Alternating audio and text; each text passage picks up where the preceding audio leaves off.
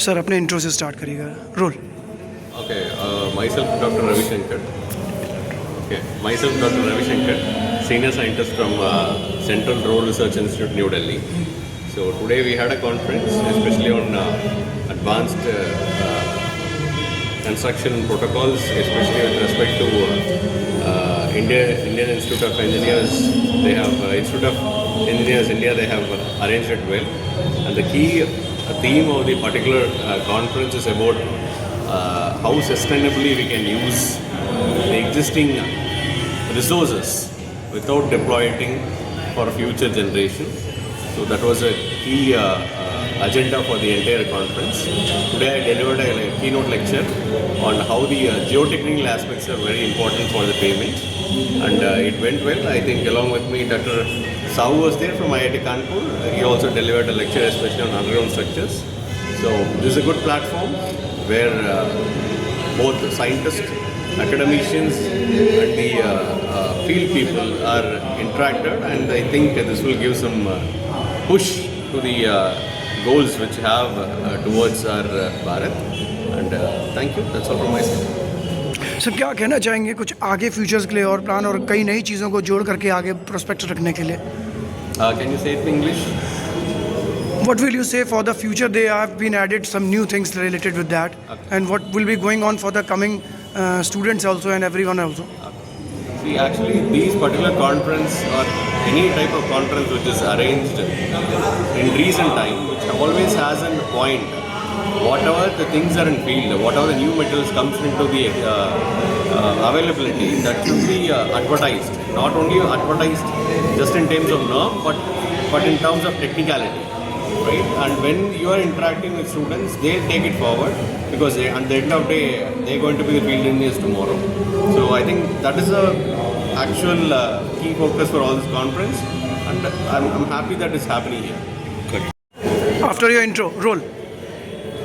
Myself, Professor Kumar Venkatesh from MNIT Allahabad, and I am the organizing secretary of this particular conference, Advanced Civil Engineering Practices in Sustainable Infrastructure Development, that is ACED 2025, and that is going to happen on 28th and 29th tomorrow also. So that is going to be a very good conference, because we have seen that engineers are also part of this conference, academicians is also part of this conference, as well as the young generation, specifically that is the students that they are also part of this conference, and they are learning a lot, and they are also presenting their research, in which area they are doing the research and all those. So that is very key factor for the future generation, as well as whenever we talk about the sustainability, and that requires, I always tell that okay, sustainability doesn't mean that you have to go ahead with any improvement with respect to the materials only, but we have to look into the longevity, means how those materials could be used for the long term with the less maintenance. That is very important, and definitely we have to think about that, and we should develop in that area, because civil engineering requires designing, construction, as well as management. So that management part or the maintenance part, I will say, how we can reduce that maintenance part that is happening in day-to-day life of the civil engineers. So that is very important, and that will lead to sustainability. So that is the aim and theme of this particular conference. Thank you. I am Dr. Jagdish Prasad Sahu. So today I delivered a lecture on seismic stability of tunnels towards resilient and sustainable structure. So there currently we are using that pseudostatic method.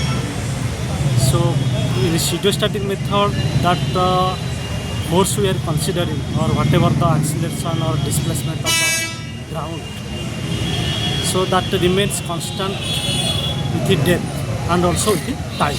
But in reality, that this force that is generated due to earthquake or this acceleration, displacement of soil mass or the ground, that changes with the depth as well as with the time. Okay. So when we are doing analysis of any structure, So we should consider the real earthquake data. Okay.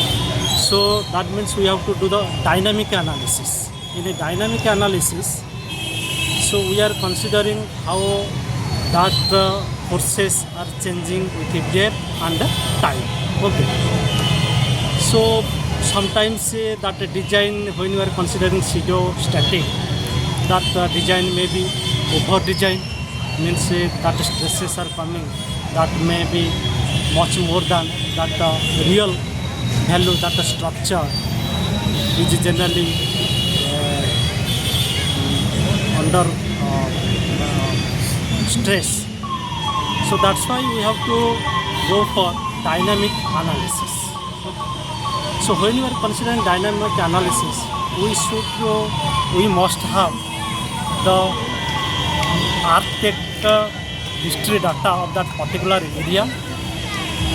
Next is what is the ground condition, means that the geotechnical and the geological investigation of that particular area must be known to us. Then the parameters of the, whether it is soil or whether it is rock, whatever be the material, that geotechnical parameters should be known to us before any analysis and design of the underground structures.